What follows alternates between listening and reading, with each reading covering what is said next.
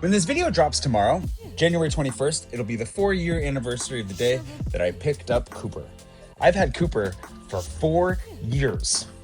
Thank you. It's pretty crazy when you do the math on it, like over the last 4 years, just how many poops I've picked up. Cooper is infamously quite the little pooper.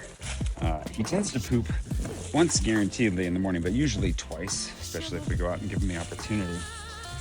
Once in the afternoon, and then usually once in the evening before going to bed. For an average, I would say, of 4 times a day. If you do the math, 4 poops a day on average for 4 years, something close to 6,000 poops. I probably picked up over 6,000 doggy poops. Like, how is this not my full-time job? I feel like all I do is pick up dog poop. 6,000 times.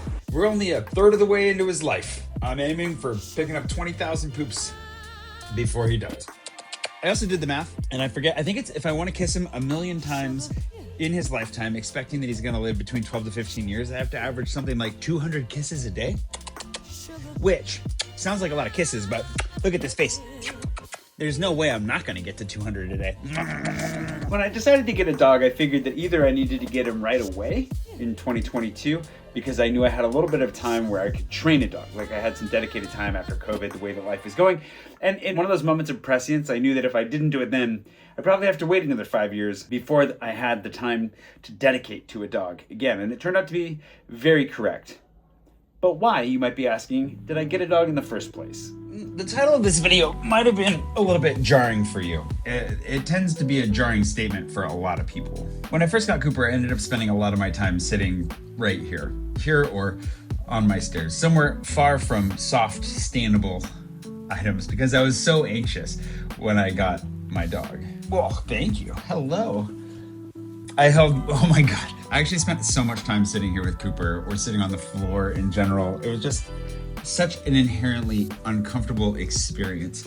Turns out he was a very anxious dog, and I didn't realize it because I couldn't see the anxiety I had in myself. I got a dog because I knew that I needed to grow. I needed some friction in my life. I needed to be pushed out of my comfort zones. I needed to take care of someone else, and I couldn't manifest or magic a woman into my life. And to be completely honest, it's probably a good thing. I figured, you know what, let's get a dog. Let's see how this goes, and I'll grow. It was a very pragmatic approach to, like, I need to grow, I need to evolve. Let's do that with a dog. And boy, did he teach me a ton, and boy, was it really, really difficult. It's a lot of work to have a dog, it turns out, especially when you're all on your own. One of the little hacks we have that you've seen on my vlog before is access to my garage. The benefit being, when it's cold, when it's rainy, etc., we have somewhere we can play and he can run. He gets to run every day. But in reality, I'm way too busy to go to the park every day like I did when he was a puppy, because that's like an hour minimum, at least once a day. And honestly, he needs to run twice a day because he's a little spaz like that, as you'll see. So being able to come down here to the garage and play for 15, 20 minutes at a time, no problem. It's a gift. When I said spaz, look at this. He's like a spring. He just has so much energy in the morning. He's got to get it out of his system.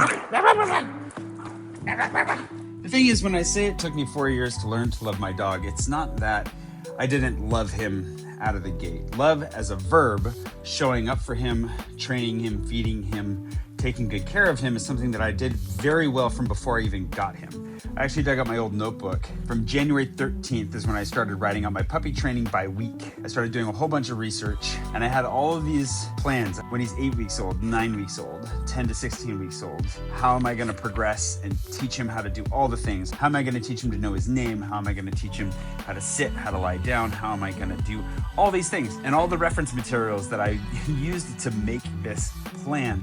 It's kind of cute, but it's also kind of sad because I was so anxious. When we went to pick him up in the countryside, he was born near Le Mans, so he's from France. It was a couple. The woman was a breeder and the husband was like a show horse trainer. And we went out to pick him up, and I was like white as a sheet. I drove out with my buddy Fouchon, thanks to him for helping me to go get Cooper and then drive back. And I was just like so terrified. Like I was panicking. And I was just like, I'm taking responsibility for this tiny life. And for me, there wasn't like a whole bunch of joy and excitement and thrill. For me, it was like, oh my God. And so when I picked him up, yeah, come here, I'll get you up. Oh, well, oh, hello, buddy. Oh, and those first few nights were really rough. The kennel training was terrible. I did American style kennel training, so I was working on separation anxiety. This little guy's separation anxiety was epic. I didn't sleep for days. I ended up calling my therapist and being like, hey, can I come in soon? I was a bit of a sleep deprived wreck for a while there. So I loved him very actively. I showed up, I trained him every day. I've trained him every day of his life. I still train him every morning with his breakfast. But the emotional warmth, that sense of like, oh, and the sense of regulation and comfort that I get from him, like just sitting in my lap right now or taking little naps with me, that took a long time to develop. I don't know if you can see him. I think his face is behind the bar. Cooper, the people want to see you. We actually spent a lot of time sitting on these stairs because he would scream in his kennel. And so I'd try to calm him down and help him to fall asleep. So I would sit here with him in my lap, comforting him. He would fall asleep. And then once he was asleep, I'd put him in his kennel and he would scream for a while and eventually fall asleep. And man, I was like on hypervigilance for months, for if not longer. My poor nervous system. We need to take a little bit of a detour for a moment because my patrons voted on somewhere we need to go for lunch. It's a place I've avoided going for a long time because it has a line. Like 45 minutes for a sandwich, kind of a line. No sandwich is worth waiting 45 minutes, but today we're just in for whatever we're in for. Just let this stand as my love for my patrons. Come on, buddy. So when I looked this up this weekend, they were listed as open today. And then when I looked, I double checked on the map on the way here, it says they're closed. I don't know how this got mixed up. We're gonna find out. And speaking of patrons sending me out and about, thanks to Alexander Howe, a patron I've had for a very long time. I don't know if he voted for this or not. Hopefully you're happy with the results either way. Yeah, it's definitely lunchtime. All right, well, on the upside, a guy just ran out of another restaurant to say hi, and he was very kind. He appreciated what I did and to keep doing it. And you know what? Let's go to his restaurant now because we'll turn a failure into a new experiment. What's up? You guys are open, right? Yeah, it's early for us, but we're open. Sit anywhere you want, do anything you want. I want to hear you go.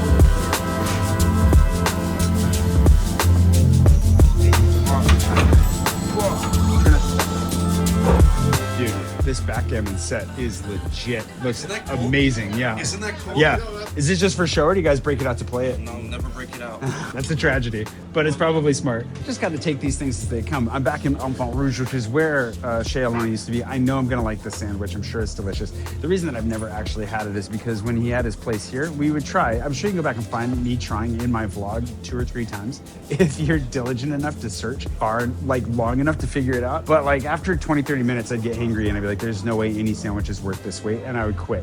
So now that my patrons have voted on it and I have to go, I will go, we'll try it, we'll see how the sandwich is. I'm sorry, patrons, it might take me a minute to get back to it just because I'm back to the 20 and 20 tomorrow. But today, we're talking about tiny little Cooper.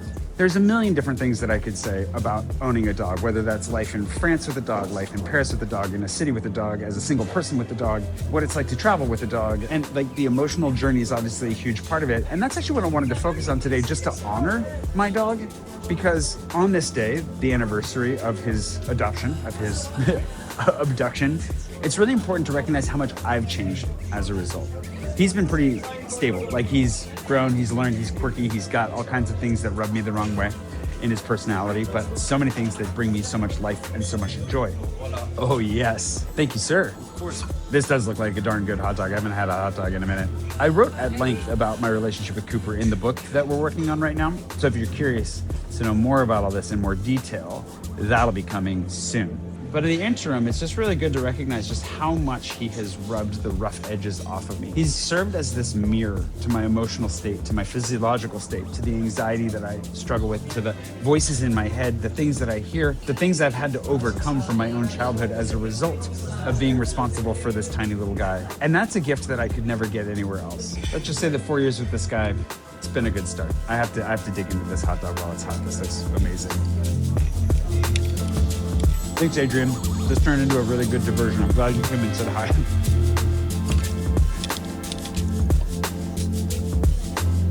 Yo, see you. See you later. Thank you very much. Bye, guys. Enjoy your time. All right, let's go, Cooper.